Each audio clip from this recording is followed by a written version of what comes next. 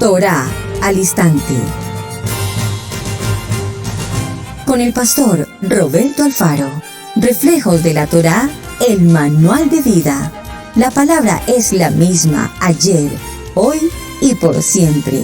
Hebreos 13:8. Torá al instante. Es un espacio de reflexión y aprendizaje en familia, escudriñando las Escrituras de generación en generación, unánimes y en alegría. Acompáñanos todos los días, 7:30 de la mañana. Suscríbete a nuestro canal, Radio Génesis 128, y activa la campanita. Torá al instante. Shalom, mis amados hermanos, bienvenidos a este tiempo especial de Torá al instante. Su hermano pastor Roberto Alfaro les saludo. Como siempre, brindándoles la mejor y cordial bienvenida a este espacio Torá al instante, originando desde Israel, Casa Integral. Una semana apasionante con un tema extraordinariamente importante en la vida de toda la humanidad. ¿Cuál es? El matrimonio. El matrimonio desde un punto de vista histórico. Hemos visto en el primer espacio en la jornada del día de ayer un buen número de textos bíblicos haciendo referencia puntualmente al tema de el matrimonio. Esposos, amen a sus esposas. Mujeres, amadas esposas, sujétense a su marido. Entiendo que ese sujetarse es ámenlos. Esposos, esposo, ama a tu esposa. Y esposa, sujétate a tu esposo. Así como el manual de vida, la Biblia y nuestra amada Kadosh Torah nos dan el manual de vida de instrucciones, pues veamos cómo a lo largo de la historia y en los diferentes imperios de la historia, sin lugar a dudas el matrimonio ha tenido una relevancia fundamental en el principio de la vida, de la familia, de la comunidad, de la sociedad y en términos muy avanzados de toda la humanidad. Obviamente que haciendo un recorrido por Egipto, Grecia, Roma, el pueblo de Israel, probablemente encontremos muchos factores en común en cuanto a la forma, el sistema, el modelo del matrimonio. Vamos a ver cómo muchos pueblos tuvieron poligamia, o muchos pueblos hasta nuestros días, incluso entre los árabes, se encuentra el varón que tiene a un número inmenso de mujeres, el harem. Recordemos que estos textos bíblicos también nos mencionan casos como este. Pero también es importante empezar a ver cómo la historia nos deja con claridad que la mayoría de las civilizaciones siempre consideraron el matrimonio como una entidad absolutamente monógama, es decir, una relación de pareja, varón y mujer. Ahora, en el tema del matrimonio, como lo vimos ayer en el principio de Génesis, Bereshit capítulo 1, verso 28, Hashem bendice a la creación, al varón y a la varona, al ish y a la isha. Los bendice y esa bendición es justamente el acto del matrimonio, delante del Padre, lo que llamaríamos un matrimonio desde el punto de vista kadosh. Sin embargo, también vamos a ver cómo en la historia se nos narra que muchos de los matrimonios, según las culturas, no necesariamente se llevaban a cabo frente a una autoridad eclesiástica o a una autoridad religiosa. Básicamente se requería de unas personas como testigos y esencialmente el común acuerdo entre las familias. Con el paso de los tiempos, obviamente los imperios fueron actualizando sus sistemas de vida y obviamente actualizaron también el aspecto legal, jurídico de muchas áreas, entre ellas el matrimonio. Así es que vamos a repartir nuestra semana y estoy tratando de hacer el tiempo posible para que la semana nos rinda y veamos la historia en el imperio Egipto, ver la historia en Grecia, ver la historia en Roma y si el tiempo nos lo permite, me gustaría tomarme más tiempo, obviamente, con respecto al pueblo de Israel. Si no logramos hacerlo en esta semana, por la extensión del tema, y me gustaría que quedase muy claro. Lo continuamos la siguiente semana, pero en lo que refiere al tema de Israel, al pueblo hebreo, a la cultura del pueblo hebreo, sí quisiera detenerme muy puntualmente en tantos factores y detalles, no solamente de aspecto jurídico, legal, sino desde el punto de vista bíblico, desde el punto de vista de Torah. ¿Y por qué quiero resaltar el tema? Porque nosotros, obviamente, como casa de Israel en las naciones, estamos sujetos a lo que la Torah nos enseña. Sin embargo, vivimos en sistemas de gobierno que pues no dependen del contexto toraico. Así es que muchos de los matrimonios que se llevan a cabo en el día de hoy, en la actualidad, están sujetos más a la liberalidad del gobierno del mundo que a un contexto con respaldo esencialmente bíblico. La pregunta es, como seres humanos o como personas creyentes en Hashem, en nuestro amado Mashiach, ¿cuál es la dirección que nosotros le damos a nuestras vidas respecto del contexto matrimonial? ¿Le damos una dirección en el sentido espiritual, en el sentido kadosh? ¿O tomamos la alternativa y la decisión de hacer de nuestra vida, en el sentido marital, en el sentido matrimonial, lo que el mundo ligeramente nos ofrece? Esto significa que hoy por hoy tenemos un gran número, un inmenso número de varones y varonas o parejas que, por ejemplo, están en el nivel 2 o incluso en el nivel 3 en Torah, y sin embargo su vida matrimonial no existe. No existe desde el punto de vista religioso, si me permiten usar esa palabra, y mucho menos desde el punto de vista civil, es decir, lo que conocemos como unión libre. Dos personas que deciden voluntariamente juntarse, establecer una vida, una relación, entre comillas, un pacto, porque hay un pacto de común acuerdo entre dos partes.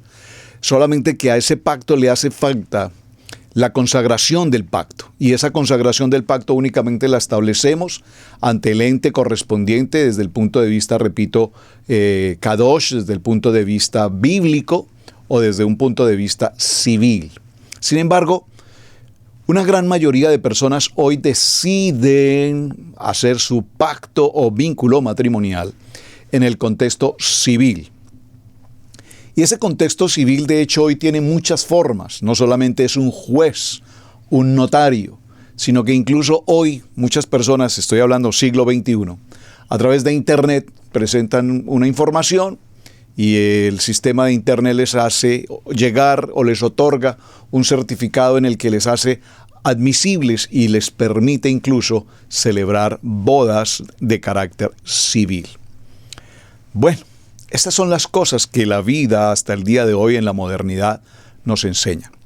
Sin embargo, es interesante notar cómo, y lo voy a compartir como testimonio, conozco particularmente el caso, una pareja que después de 22 años de vida, unión libre, de común acuerdo, sin vínculo matrimonial, ni civil ni eclesiástico, entonces cuando ellos vienen a Torah y hablamos sobre el tema, los dos igualmente decidieron hacer lo que es correcto delante de Hashem. Vamos a celebrar nuestra boda eclesiásticamente, tengamos nuestra reunión en la Keilah, celebremos la boda con todo el protocolo necesario, digo, del protocolo en el sentido bíblico, recibamos nuestra bendición y de esa manera vamos a bendecir a nuestros hijos que nacieron sin la bendición del matrimonio.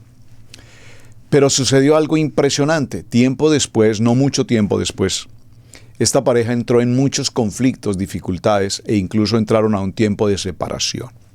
Cuando tenía la ocasión de reunirme con ellos, me preguntaron por qué les había ocurrido esto. 22 años en unión libre, viviendo una vida tranquila, normal, aceptable, y cuando pasan por el proceso de matrimonio, formalmente, legalmente, entonces su vida se tornó en un conflicto. Es interesante, hermanos, porque hay algo aquí subjetivo en la historia. ¿Subjetivo en qué sentido?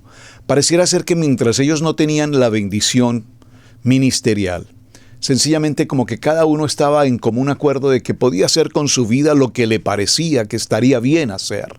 Y lo entendieron así. Estaban incluso dispuestos a entender que si era necesario, en algún momento el uno o el otro marcharían. Básicamente los tenía unidos el concepto de los hijos. Cuando viene el vínculo matrimonial, y en el vínculo matrimonial formalmente delante de Hachén, según nuestro ceder bíblico, tanto el varón como la mujer reciben una responsabilidad, no solamente moral, espiritual, física como tal. Y pareciera ser que cuando nosotros entramos en un vínculo de pacto matrimonial y estamos sujetos a obediencias y responsabilidades, beneficios y obligatoriedad, pareciera ser que esto trae consigo muchas dificultades. Ya no es entonces tan sencillo decir, me voy por aquí, que es más ligero, sino que ahora tenemos una responsabilidad delante de Hachén. Bueno, muy bien, esto hablando un poco en el sentido genérico de lo que es el matrimonio. Vamos a avanzar un poco para nuestro día hablando del contexto del matrimonio en lo que llamamos el Antiguo Oriente y especialmente en el contexto de Egipto. Entonces, según el orden de ideas que hemos presentado, mis amados hermanos, el matrimonio, en términos genéricos, tiene un contexto en el que esta palabra matrimonio produce ciertas reacciones un tanto opuestas, mientras que para algunos el matrimonio lo esperan con una gran ansiedad de que se produzca esta ceremonia y que sean reconocidos formalmente delante de la autoridad, del Padre Celestial, delante de nuestra Kadosh Torah, como esposos legítimamente establecidos. Pues para otros sencillamente la acción del matrimonio, el pacto matrimonial les produce una serie de dificultades cuando se trata de compromiso y cuando se trata de adquirir, repito, responsabilidades que pareciera ser que dentro de esas formalidades nosotros no quisiéramos estar. Lo cierto, mis amados hermanos, es que el matrimonio como una institución, pues pretende evidentemente regular que la relación de esposos, varón y varona, sea una relación reconocida, establecida y fundamentada en un contexto social, en un contexto cultural, en un contexto ministerial, si lo puedo usar de esta manera, de tal manera que ninguna forma distinta al matrimonio sea afectada en la comunidad. Hoy por hoy, repito, para el siglo XXI, y lo mencionamos en el día de ayer, las culturas, las modas, las épocas, los gobiernos han entrado a definir el contexto del matrimonio en un sentido total y absolutamente ajeno a lo que la palabra de Hachén estableció. Por lo tanto, vemos cómo se producen relaciones de todos los tipos de género. No solamente esto, sino que además en muchas naciones del mundo igual se practica lo que conocemos como la poligamia e incluso también vemos como en muchas naciones y en muchas culturas hombres de mayor edad, y digo mayor edad, incluso edad avanzada, traen a la vida de matrimonio a niñas de 7, 8, 9, 10 años de edad, con las que se llevan a cabo, repito, vínculos matrimoniales. Vemos, mis amados hermanos, cómo hay una serie de fenómenos totalmente atípicos en las culturas, tanto de la época antigua como de nuestros tiempos. Y vemos cómo es necesario que la historia nos recuerde que incluso el matrimonio en otros tiempos se daba por efectos totalmente comerciales. Entrego a mi hija o a mis hijas so pena de recibir a cambio un beneficio económico como un trueque, que por supuesto lo vamos a ver y aún todavía hoy existe esa manera como se negocian los hijos respecto a una cultura de entregar a los hijos o a las hijas con respecto al beneficio económico. Ese mismo estilo de vida lo vemos en muchas civilizaciones, no solamente en Egipto, en Roma, en Grecia, sino que incluso en las civilizaciones chinas, por ejemplo, se dan este tipo de circunstancias aún hasta nuestros días. En la civilización del antiguo Egipto, por ejemplo, el matrimonio era una institución social que adquiría gran realce de legitimidad, no solamente por un acto jurídico, sino era un hecho totalmente privado. Era una reunión de familia y se permitía que las parejas cohabitaran libremente.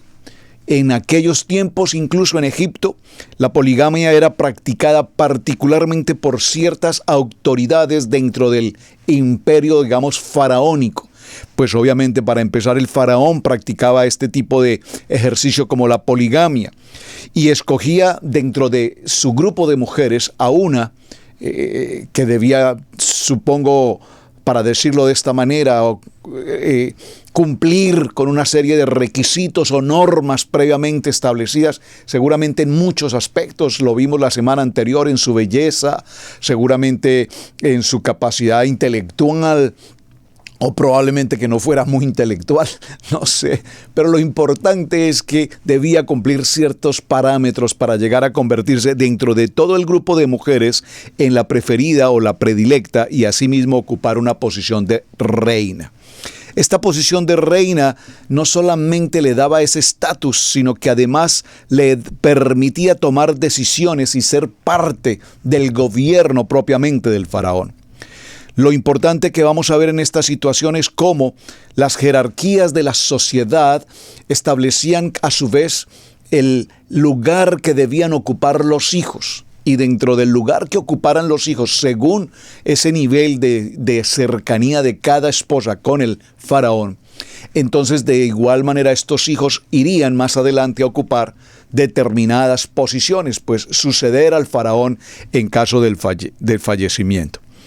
Vemos cómo el núcleo familiar entonces estaba formado por los padres y la expresión egipcia a la que se refiere el matrimonio era fundar una casa. Me gustaría muchísimo, amado hermano, que si ustedes están tomando nota, hermanos, por favor, en sus agendas de notas escriban esta frase. Para el sistema de matrimonio egipcio, la expresión matrimonio para ellos significaba fundar una casa.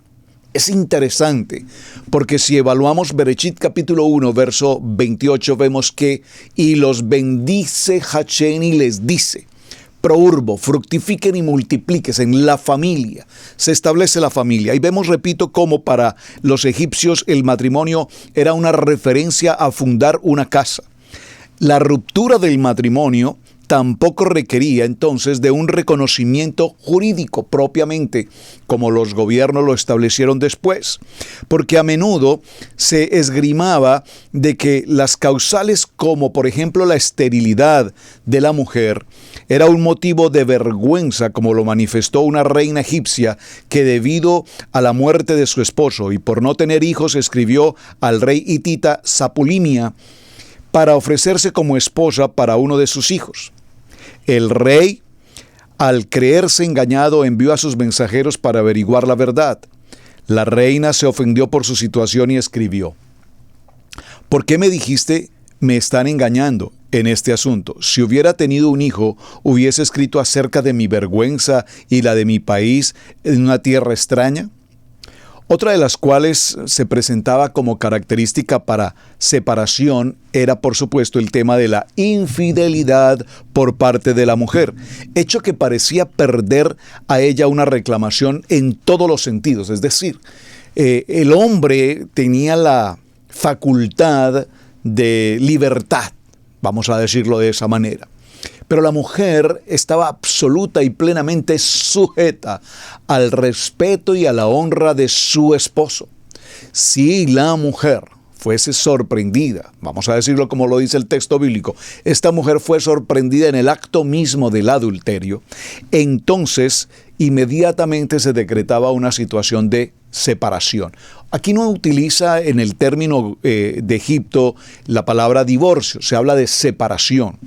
Y esa separación conllevaba a que la mujer perdía absolutamente cualquier posibilidad en el sentido de manutención o en el sentido económico o de ayuda o de favorecimiento por parte de su esposo. No tenía ningún tipo de reconocimiento y se producía entonces esta separación. En la Baja Mesopotamia del siglo II, del milenio antes de Yeshua, se consideraba como matrimonio la unión formada por un hombre y una mujer establecidas a través de una cultura en un contrato, tal y como quedó estipulado en el Código de Hammurabi, numeral 128. Hemos hablado sobre el Código de Hammurabi. Este Código de Hammurabi tiene tiene enseñanzas extraordinarias. Y creo, si ustedes, mis amados hermanos, me recuerdan, que deberíamos tomar una semana y hablar puntualmente, con más detalle, respecto al código de Hammurabi. De ese código de Hammurabi vienen frases que utilizamos incluso hasta el día de hoy, que de hecho también tienen una representación bíblica, como ojo por ojo, diente por diente. Es una expresión típica del código de Hammurabi. No obstante, el esposo podía tener una sierva o concubina. Al igual que en Egipto, el padre de la mujer era quien otorgaba en matrimonio a su hija. Contrario a esta civilización, en Mesopotamia fueron comunes las uniones entre personas de distintos grupos sociales, mientras que las relaciones entre consanguíneos fueron abiertamente repudiadas entre consanguíneos, severamente condenadas. Al respecto, uno de los códigos específicos dice: si un hijo yace en su propia madre, serán quemados ambos. Es impresionante.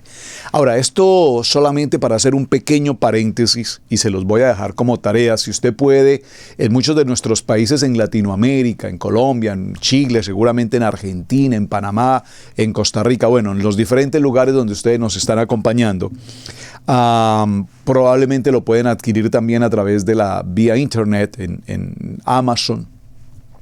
Recuerdo hace varios años en mi escuela secundaria, tal vez, no recuerdo, o en universidad, pero en alguno de los dos lugares tuve la ocasión de leer un libro. La verdad me costó muchísimo leerlo. Es un libro incluso pequeño, realmente es un libro muy pequeño. El origen de la familia, la propiedad privada y el Estado. Se los recomiendo de manera especial. Si usted lo puede adquirir en nuestros países, si lo puede adquirir vía internet, perfecto. Pero si lo puede leer, le va a significar una gran preparación a un conocimiento tan interesante. Lo voy a repetir. El origen de la familia, la propiedad privada y el Estado. Federico Engels es su autor. Y me gustaría muchísimo que lo lean, mis amados hermanos, que lo estudien. Porque, pues, evidentemente usted dirá, esto no tiene nada de contexto toraico ni bíblico. No estoy haciendo referencia a esto. Estamos hablando en un aspecto cultural académico, por favor. Y en este libro se narra de manera muy puntual cómo el origen de la familia empezó en un aspecto totalmente consanguíneo, es decir, entre hermanos, entre padres e hijos. Era el principio de la vida, fue la situación como se ocasionó todo esto. Y sin embargo vemos que aquí en Mesopotamia, 2 siglos antes de nuestro amado Yeshua, puntualmente el tipo de relaciones incestuosas, es decir, entre familiares, eran absoluta y radicalmente repudiadas. No había posibilidad que de ninguna manera en un vínculo sanguíneo se produjeran vínculos matrimoniales o relaciones íntimas entre familia. Esto es muy interesante porque ayer lo mencionamos. Recuerden que en el pueblo de Israel particularmente se prohibía absoluta y radicalmente que el pueblo de Israel se allegara a pueblos o a culturas que no fueran Israel. Es decir, fuera del contexto de Adonai, en el sentido del Dios poderoso, ninguna otra persona podía acercarse al pueblo de Israel, en ninguna manera, ni física, ni cultural, ni política, ni económicamente. El pueblo de Israel es una nación santa, escogida. Pero eso nos lleva inmediatamente a concluir, y lo mencionamos ayer, lo veremos, probablemente vamos a tener que hacerlo la próxima semana en detalle. Entonces, el crecimiento de una familia compuesta por 70 personas que ingresaron a Egipto, lo vimos, Jacob, sus 11 hijos, sus nietos y seguramente ya bisnietos, etcétera, entran a formar parte de Egipto ahora. Y estando en Egipto, ahora José va a tener una vida matrimonial con una mujer egipcia. Eso será parte, espero alcanzar a este tema hoy. Y entonces vemos cómo entre ellos, entre el pueblo de Israel, se ocasiona un crecimiento para que se convierta, una familia se convierte en una nación. Esa nación pasa primero a ser un pueblo y después de ser un pueblo a una gran nación. Muy bien, en el caso de los hititas, las uniones matrimoniales eran monógamas y aquellas que se daban entre hombres libres y esclavas estaban plenamente reconocidas por las leyes. Esto es muy interesante, el tema que estamos considerando. ¿Por qué? Porque nos está indicando que dentro del contexto del matrimonio, los hombres de ciertas posiciones sociales que han existido a lo largo de la historia podían incluso contraer matrimonio, crear casa con mujeres de su servicio, de su servidumbre, digamos, para decirlo aquí en el texto me aparece como esclavas. Estaban plenamente reconocidas y permitidas por la cultura, entre comillas, jurídica del momento. Al igual que los mesopotámicos, los motivos de ruptura de las relaciones eran el descuido del hogar, intereses y sentimientos personales, económicos o el afecto por otras personas. La infidelidad también era otra de las causales de separación y no obstante, si un hombre comprobaba el engaño de su esposa, ésta estaba amparada por la ley en caso de que decidiese asesinar a su esposa y al amante en situ. Pero si la dejaba libre tenía que hacerlo también con su amante. Luego de la ruptura, las mujeres regresaban a casa de su padre con ayuda económica para aportada por su exmarido, y si tenían varios hijos podían llevarse uno al lugar paterno. Qué interesante historia que estamos considerando, hablando un poco del aspecto de Egipto. Entonces, el estado civil del casado para los antiguos egipcios era la parte ideal del concepto divino. Dentro del concepto divino, su Dios, que era el faraón, establecía que se debía realizar el vínculo matrimonial. Y los egipcios particularmente dieron un gran valor al matrimonio, y más si de él nacían muchos hijos. Un hombre joven que había llevado hasta ahora una vida de soltero, pero que ahora tenía una mejor posición social, iría a la casa del padre de la mujer escogida a pedir su mano. Era común para una persona casarse otra vez después del divorcio o después del fallecimiento de su cónyuge. Y aquí viene a colación el tema de la dote. Creo que la expresión dote para nuestra cultura en español es muy conocida. Es decir, que para efectos de poder tomar a una joven en el vínculo matrimonial, el solicitante, el varón, debía presentar a la familia de la joven, presentar un determinado valor o pago, si puedo utilizar esta palabra, la dote, ya sea en animales, en dinero, en joyas, que representara el valor del pacto, del compromiso que se estaba realizando. De acuerdo con el sistema patriarcal y hasta el Reino Nuevo, parece que el padre de la muchacha tenía la última palabra, o en su defecto, si él falleciera, un hermano suyo. No se hacía caso a la madre del joven ni a la muchacha. Cuando una madre había adoptado a una muchacha, también podía ser de su consentimiento si su marido hubiese fallecido. Tenemos una inscripción gráfica y biográfica en el periodo de Ptolomaico, donde una mujer dice: mi padre me dio en matrimonio sin saber yo nada y sin consentimiento. El consentimiento de una joven o una unión es poco importante hasta la 20ª dinastía, cuando las novias comenzaron también a poder tomar decisiones y elección.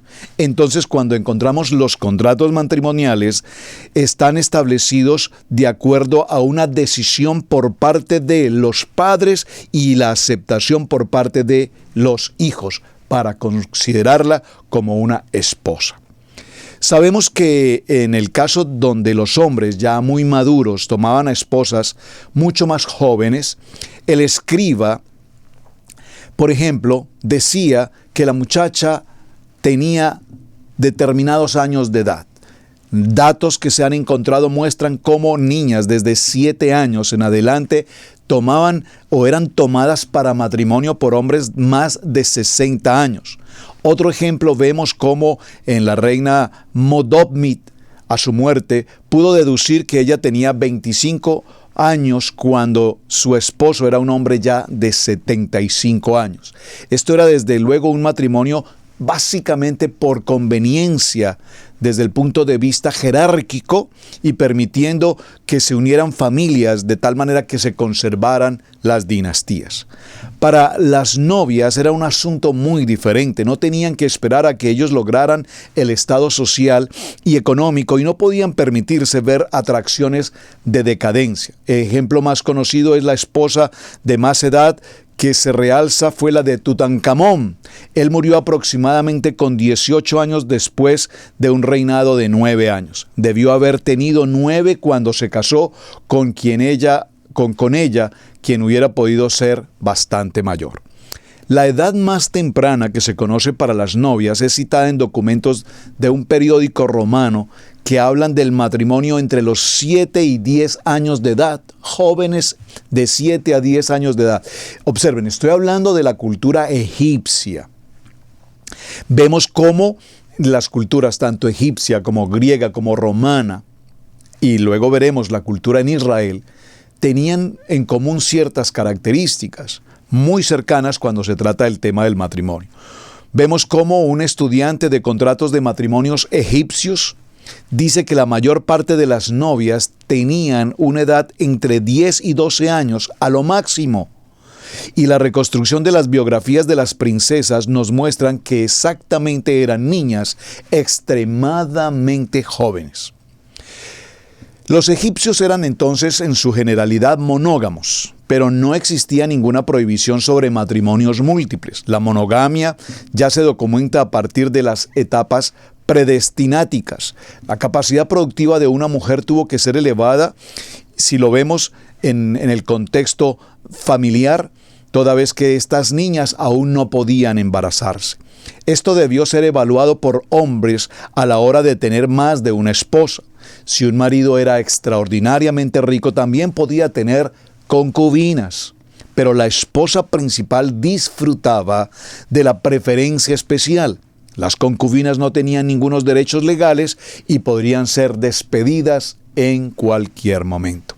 La teoría no había ningún límite de esposas. En teoría no había ningún límite de esposas, pero en la práctica esto dependía del medio económico del hombre. Esto es muy interesante, porque evidentemente hasta nuestros días, hoy hay muchos hombres que desean o anhelan seguramente, o aspiran, no sé, a tener 2, 3, 4 o más mujeres. El problema no es el tener tantas mujeres, el problema es cómo sustentar a tantas mujeres, porque la labor fundamental del varón dentro del vínculo matrimonial es el soporte económico. Es exactamente la situación. Y aquí lo estamos viendo en la época como en Egipto, mientras que un hombre tuviese extremada riqueza, podía tomar la decisión de tener cuantas mujeres quisiera tener. Entonces, el matrimonio era un asunto muy caro para el hombre y el sistema de contratos proporcionó una salvaguarda de gran alcance para los derechos materiales de las esposas y niños, de tal manera que la mayor parte de los hombres solo podrían permitirse tener en particular una esposa. Interesante. El reino antiguo únicamente realza los más altos funcionarios de sangre noble podrían pensar en tener mujeres secundarias. Se encontró en 16 casos posibles de poligamia entre dignatarios del faraón. Durante el primer periodo del intermedio de las culturas y los gobernadores responsables de varias regiones, se les asignaba la oportunidad de tener varias esposas a la vez.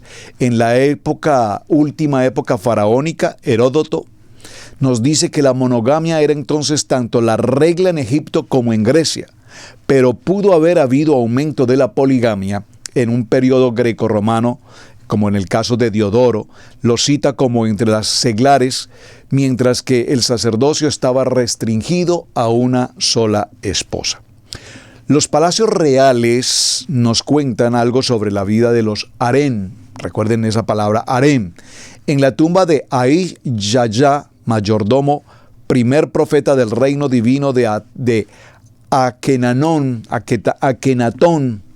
en Armana hay 4 haréns rodeados por altos muros con guardias situados en cada entrada.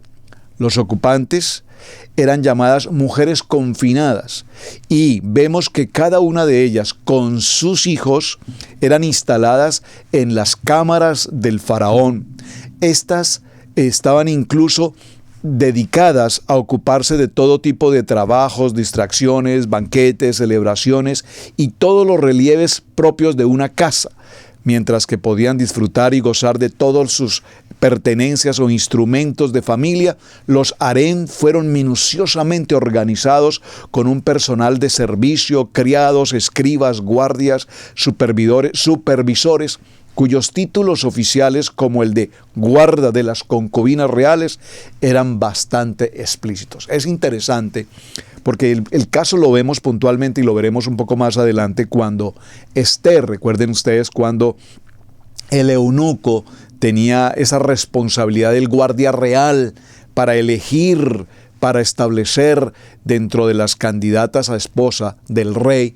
Entonces ese eunuco tenía todo un equipo, absolutamente todo un equipo de hombres y mujeres que cocinaban, que preparaban, que cuidaban, que hacían todo tipo de labor de belleza, de la estética de las candidatas a ser la esposa del rey. Muy bien. La vida del harén seguramente debió ser un placer para el faraón, divirtiéndose con la presencia de muchas de sus mujeres, las más bellas que habían al momento. Uno de los relieves que aparece en una de las tumbas de Ramsés III, jugando algo parecido a las damas con un grupo de muchachas llevando tan solo pelucas, sandalias y collares. Las relaciones entre los miembros del harén, sin embargo, no siempre fueron las mejores en el sentido amistoso. El favor que uno de ellos disfrutaba del rey en un momento daba y despertaba envidia entre los otros. En sus esfuerzos para asegurar la sucesión para su propio primogénito, las mujeres estaban dispuestas a la intriga aún contra el mismo rey. Fue probablemente como una de las esposas secundarias le pudo costar la vida a Ramsés. Fue asesinado en circunstancias similares. ¿Qué se debe hacer con los guardias, servidores y otros hombres del harén? No hay nada en los relieves que establezcan exactamente qué pasó con todos estos eunucos. Sabemos que los egipcios castraban a los animales, pero la castración humana, incluso de esclavos, no hay pruebas de que esto sucediera en el tiempo del emperador y los faraones. Pero bastante usual es que existieran en común relaciones también entre hermanastros que se formaban después de que estos harén crecían, y estos hermanastros se casaban entre sí, al igual que con sus tíos, sobrinas y con frecuencia entre todo tipo de vínculo consanguíneo. Los matrimonios entre primos son un acontecimiento regular muy practicado en Egipto y en particular en Nubia hasta nuestros días. Entre parientes consanguíneos muy cercanos, sin embargo, era total y absolutamente prohibido, es decir, entre hermanos, por ejemplo. Con 490 matrimonios a partir del primer periodo del intermedio en el siglo VIII de la dinastía, se encontró que solo hubo 2 casos de parejas de matrimonio de hermano con hermana, hermana con hermano. Muy bien. En la familia real había sido casi obligatorio desde el tiempo inmemorial celebrar matrimonios entre familia más cercana. El prototipo y el ejemplo mitológico entre estos vemos a Osiris e Isis, que habían venido a este mundo para elevar a los seres humanos, para enseñarle los elementos de civilización y proclamar la sabiduría y la omnipotencia de los dioses. Como el rey se consideraba un dios encargado de establecer la paz y la autoridad en su pueblo. Vemos que el compromiso simplemente era un acto totalmente social, en los cuales un hombre y una mujer se comprometían a una existencia común, cuyo objetivo final era el de criar hijos, procrear hijos y asegurar la prosperidad y la estabilidad de una familia. Observen, es interesante, hermanos, el artículo que estoy tomando, porque tiene que ver con el texto bíblico que mencionamos de Bereshit capítulo 1, verso 28. El principio y el fundamento del matrimonio es la procreación, prourbo, multiplicar y dice la palabra, Y los bendijo Hashem y les dijo: fructificad y multiplicaos. Y vemos que este es el mismo concepto que se nos está presentando en una cultura egipcia. La boda probablemente comprendía una serie de actividades muy tradicionales, como festín, narración, canción, música y baile. Es decir, que la historia hasta nuestros días en ese sentido no ha cambiado mucho. No ha sobrevenido ninguna narración detallada. Solo recordamos que existen algunos fragmentos muy básicos respecto a este tipo de celebraciones. El padre pide a la novia y su rica dote para ser llevada a la casa del novio antes de la noche, tras un banquete espléndido participando de la familia y los testigos. Lo curioso de este relato es que viene a cuento la boda de Ramsés II con una princesa hitita. Las relaciones de parentesco en el antiguo Egipto muestran que la unidad básica de la sociedad era el núcleo familiar. Es decir, que este contexto que estamos leyendo es un contexto hasta nuestro tiempo. El fundamento de una sociedad está basado en la familia. Ahora, volvemos a la pregunta de principio de programa. ¿A una familia, qué tipo de familia? ¿A una familia varón-varón? ¿A una familia mujer-mujer? ¿A qué tipo de familia se refiere el fundamento de la familia? Porque en el contexto bíblico está muy claro, pero en los tiempos que estamos viviendo hoy ya no sabemos cuál sea el fundamento de una sociedad donde se ha perdido el sentido del varón y la varona en un vínculo matrimonial. La fiesta que se celebra en la casa del esposo tiene como sentido darle al hombre la responsabilidad como varón y como hombre que toma la responsabilidad de su esposa y le da un sentido patriarcal para que el matrimonio funcione bien. Dentro de las denominaciones egipcias, la esposa es una mujer ahora casada y ejerce una autoridad. En términos generales, el hombre transfiere un estatus a la mujer y puede ser un término de reconocimiento utilizando textos legales y se utiliza desde el reino antiguo. Se utiliza también el término hermana, término utilizado para designar esposa, introduciendo estelas durante la dinastía del siglo XII. En el Reino Nuevo se puede traducir por enamorada. Obligaciones conyugales nos muestran que tanto el hombre como la mujer adquirían compromisos, derechos y obligaciones que tanto el esposo como la esposa tenían que cumplir sí o sí. Solo conocemos las actuaciones respecto a las propiedades, pero poco sabemos en sí de lo que es propiamente el acto de familia. Los deberes que un hombre debía tener para con su esposa atañían a la ley y a la moralidad. Observen, estoy leyendo un artículo de egiptología relacionado con la vida familiar, hacer casa en el vínculo matrimonial del pueblo egipto. Y cuando leemos algunos fragmentos de esta egiptología, nos damos cuenta que no está nada distante de nuestra realidad bíblica. Lo voy a repetir. En todo matrimonio, la enseñanza fundamental está en el derecho del esposo como cabeza y representante del hogar, que le da estatus a la esposa, y ese estatus los lleva a ejercer una ley y una moralidad. Por ejemplo, las enseñanzas, dice, si eres adulto y fundas una familia, debes amar a tu esposa como le corresponde. Llenar su estómago, vestirla con los ungüentos que calmen su cuerpo, alegrarle su corazón, mientras que ella viva, ella es un campo fértil para su esposo. Muy interesante.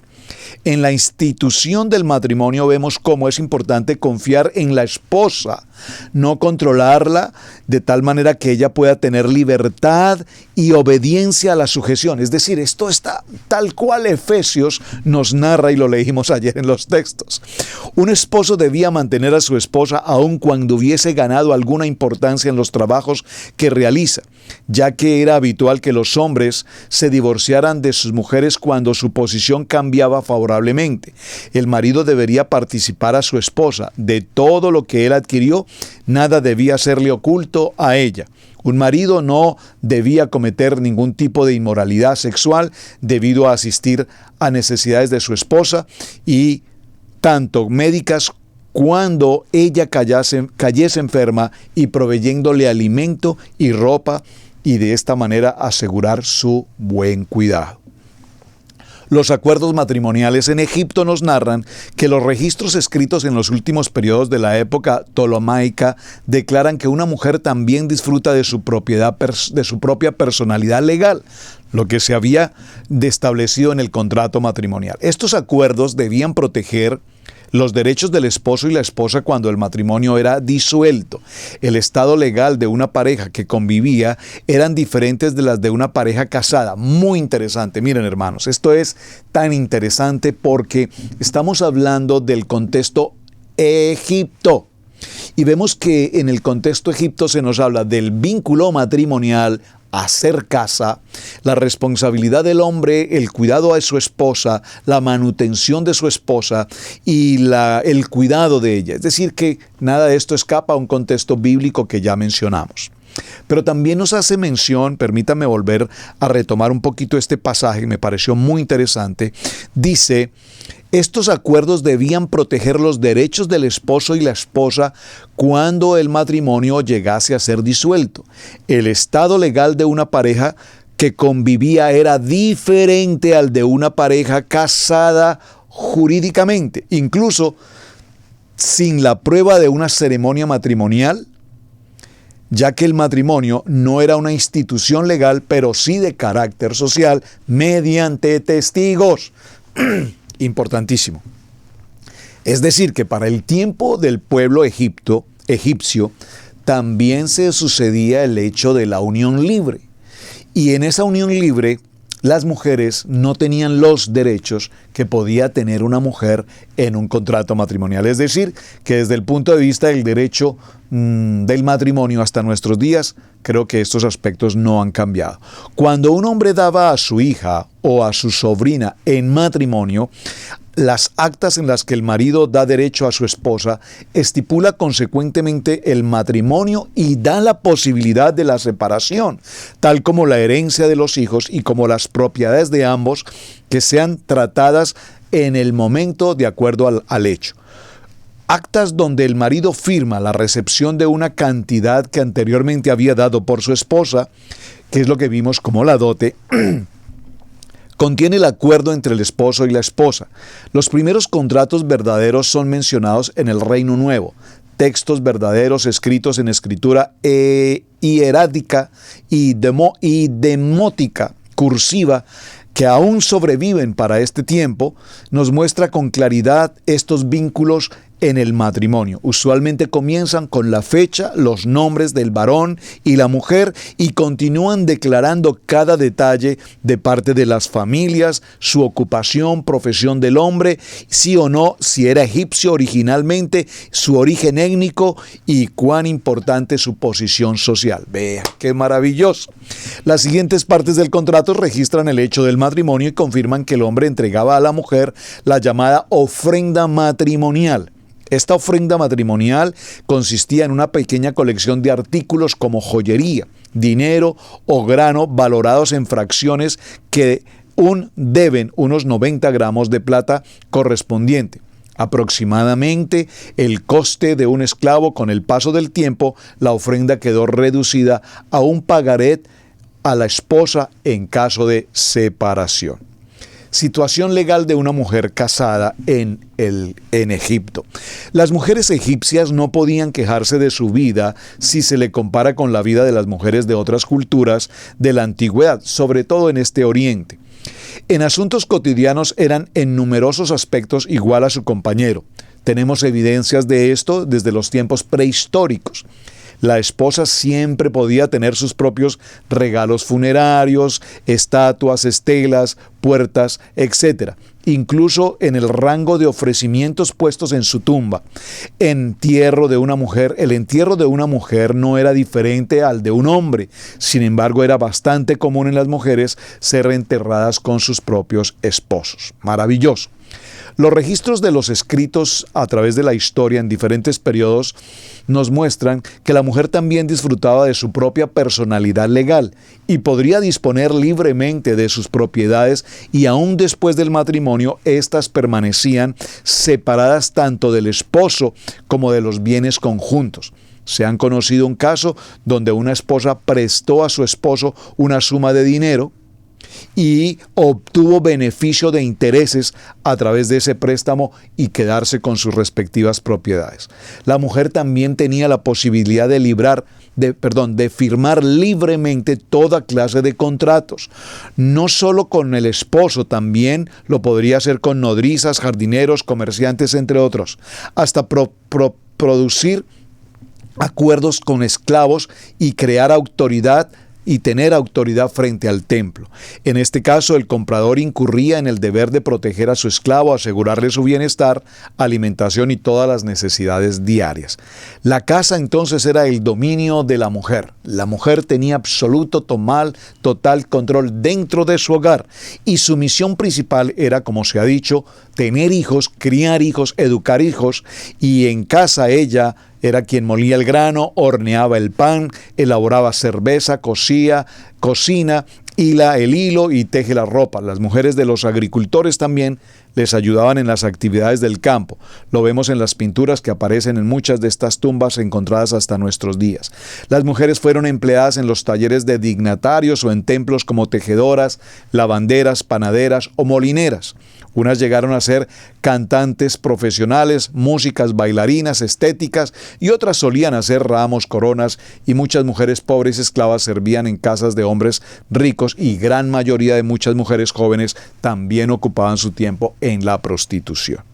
Así es que, mis amados hermanos, a ver cómo estamos en nuestro tiempo. No hice mi corte correspondiente, pero es que la lectura de estos textos, como lo vamos a hacer mañana con Grecia y luego lo veremos en Roma, nos dejan enseñanzas muy interesantes, particularmente porque estamos notando que a lo largo de los siglos y la historia, el vínculo matrimonial básicamente no ha cambiado. Es que en ese sentido el derecho civil y el derecho, repito, desde el punto de vista de nuestros días, se conserva muy bien respecto a todo lo que hemos estado leyendo. Las reinas, desde luego, como las mujeres de Dios, les acompañaban en público, ocuparon una posición especial. En realidad, aunque saliesen, no tenían realmente labores determinadas de manera social, solo eran un protocolo que se debía cumplir. Vemos que a través de la historia, varias reinas del imperio egipcio, su mejor labor era solo presentarse como mujeres agradables al pueblo y que ingerían para que el pueblo estuviese siempre a favor del faraón.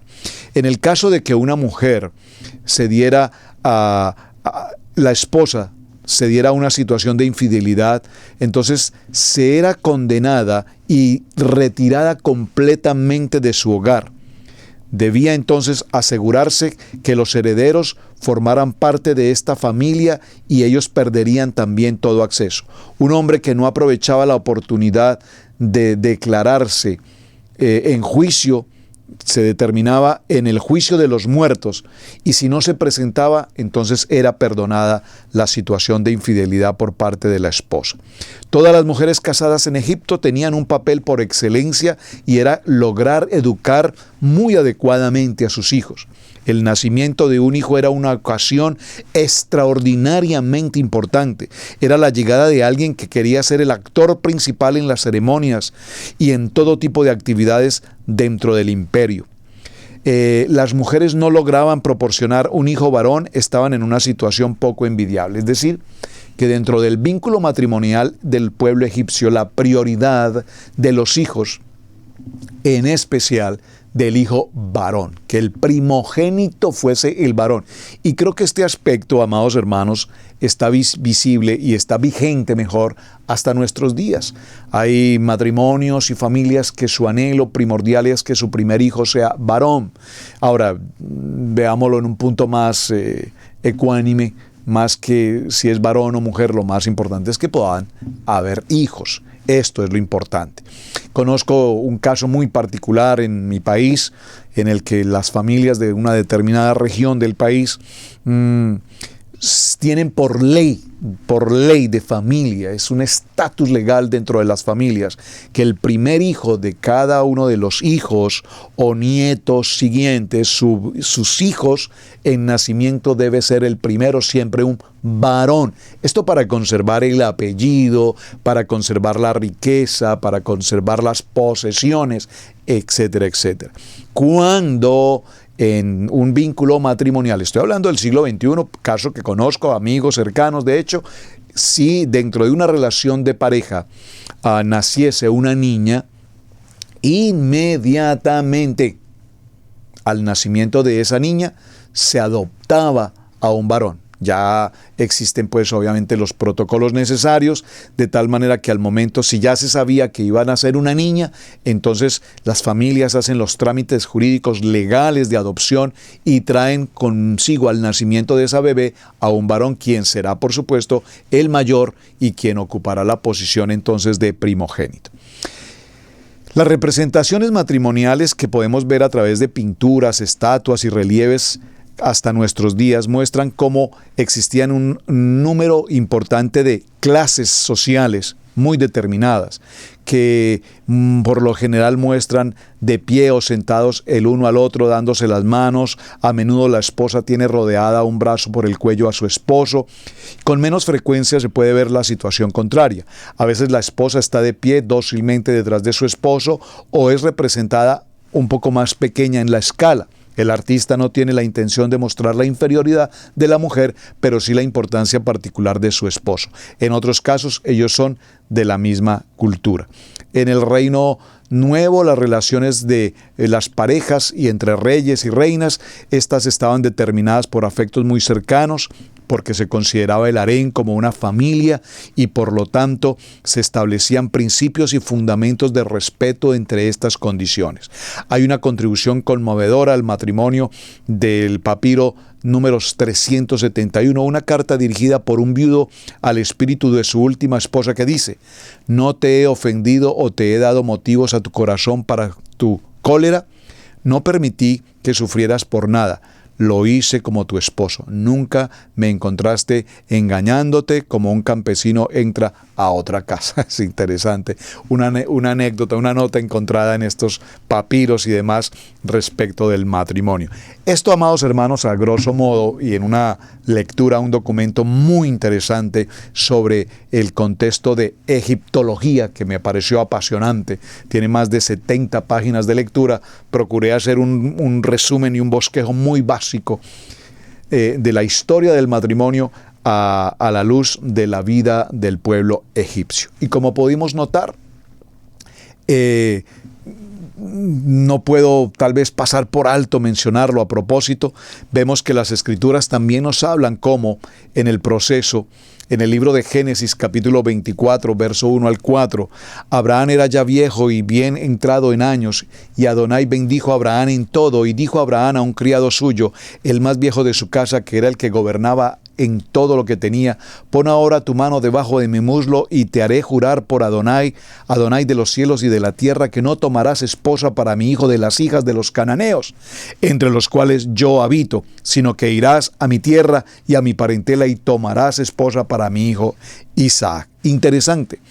Vemos un poco más adelante cómo en Génesis 41-45, y esto ya solo para mencionarlo, probablemente lo continúe mañana, hablamos de la vida de José y sabemos que José fue a Egipto y llegó a ocupar esa posición de segundo lugar del virrey después del faraón.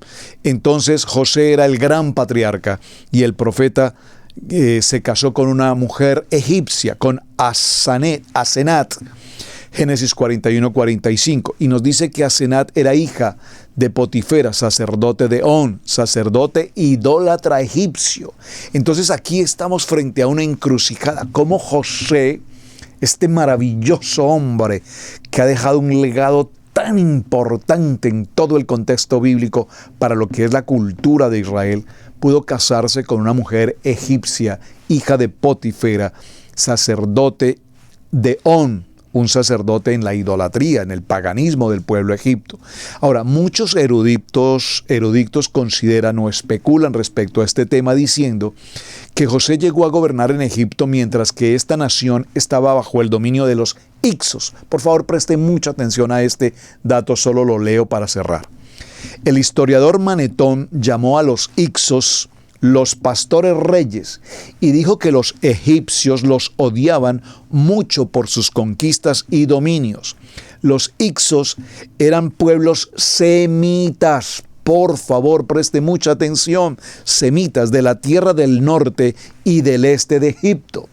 Como Jacob y su familia eran también semitas, es fácil comprender la razón por la cual los Hicsos vieran con buenos ojos a José, y cuando aquellos finalmente fueron arrojados de Egipto, repentinamente los egipcios no quisieron saber nada más del pueblo de Israel. Creo que mañana hablaremos un poco más en detalle de esta historia. Esto para significar entonces que bajo esta historia narrada y establecida por los eruditos, se nos dice entonces en ese sentido que Potifera y su hija vendrían de un linaje semita.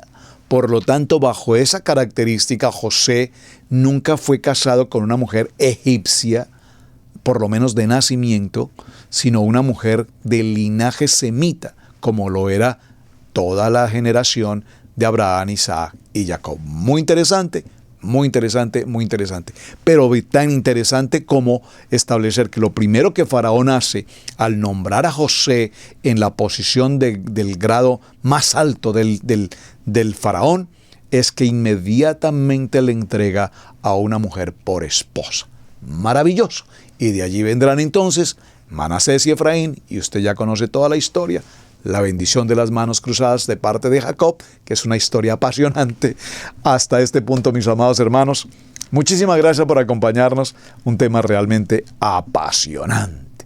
Mañana veremos entonces el aspecto del matrimonio en Grecia, y siguiente día veremos el aspecto del matrimonio en el Imperio Romano hasta nuestros días. Mis amados, muy buen día, muchísimas gracias. Gracias por sus opiniones. Shalom para todos. Bendiciones. Debemos aprender a honrar los dones del ministerio, en especial el de enseñanza.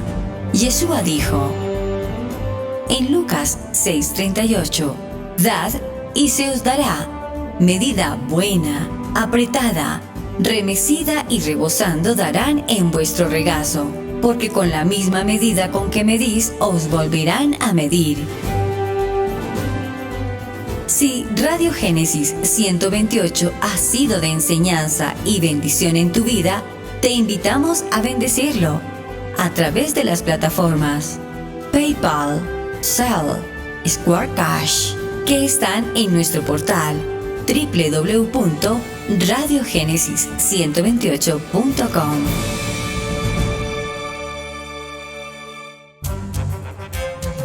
Hemos presentado Torá al Instante con el pastor Roberto Alfaro.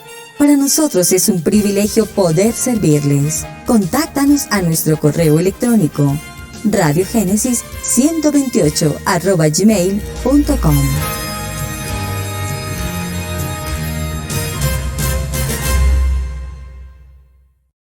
Amigos, gracias por ver el video del día de hoy. Aquí te dejamos 2 videos que te sugerimos que veas también en nuestra plataforma de Radio Génesis 1.28. Y en la mitad de la pantalla, con tu control remoto, podrás suscribirte a nuestro canal. Gracias por estar en Radio Génesis 1.28, la frecuencia de la familia.